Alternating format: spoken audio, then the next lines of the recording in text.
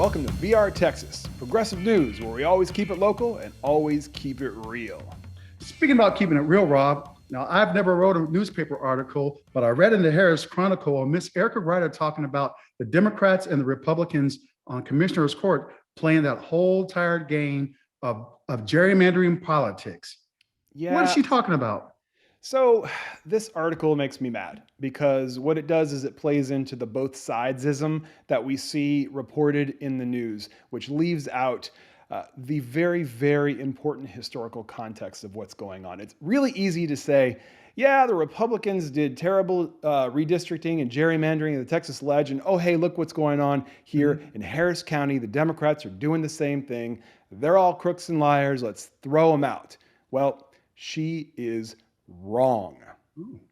And so the issue here is she leaves out the historical context within which all of this stuff has happened, Vince. All of this stuff, the Republican strategy of gerrymandering, has been employed since the end of Jim Crow to basically maintain the white majorities across the country, particularly in the South. And that's what's been going on in Texas for a long time, as we all know.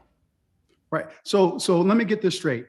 The Republicans are basically redistricting to basically maintain minority rule, and the Democrats on Commissioner Court are basically more or less doing one person, one vote. Is that accurate? Well, okay. So you use the word minority rule, and let's be clear, when you use that word, you're talking about the white minority. And the answer to that question is, yeah, absolutely. In fact, Texas received 2 new seats in the United States Congress this time around. You know, every 10 years we have to redistrict because of population changes.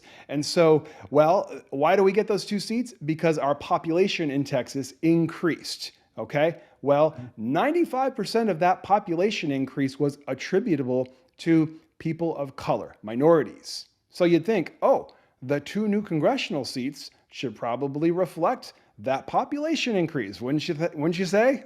I think so. Right. Both of those seats drawn by the Texas legislature, Republican-dominated Texas legislature, white majority seats. So that, and it's not surprising. Everybody knew that was going to happen. Why? Because they've been doing it for a generation.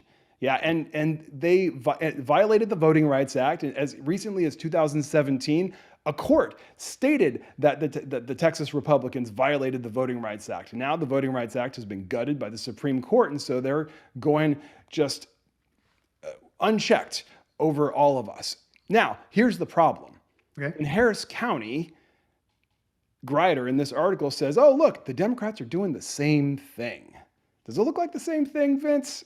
Well, like I said, I don't write much news articles, but I can know from my personal experience, it seems like this was just an easy right for her to play this both sidism game, and it just appears to me to be a little lazy. Yeah. And Rob, the question I have is, what do you want our viewers to take away from this article? What do you think that we should be listening or doing after we see something like this? Yeah. So first, let's be clear. What Democrats did is they looked at a map that had been drawn by Republicans for a generation, an already gerrymandered map that did not reflect the community, and they redrew it to reflect the community. That's important. You can easily utter one person, one vote as if that captures everything. It doesn't. The question is, in addition to one person, one vote, do your precincts reflect the community? And the answer unequivocally is the new maps for Harris County drawn by Democrats do reflect the community in ways that obviously the Republican maps at the Texas legislature don't. And so, yeah, power is part of it, but it's a lot deeper and more sinister than that. And to answer your question, Vince, we got to know our history. We got to look deeper than just these skin deep, very easy, lazy ways to characterize things. Yes, we have a 2-party system, and so it's easy to say, oh, look, these guys are doing those things and those guys are doing these things, and it's the same things, 2 sides of one coin. It is not. It is markedly different.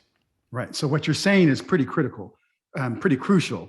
And you would think that they would teach something like that in, college or in legal areas about critical race and the theory behind it.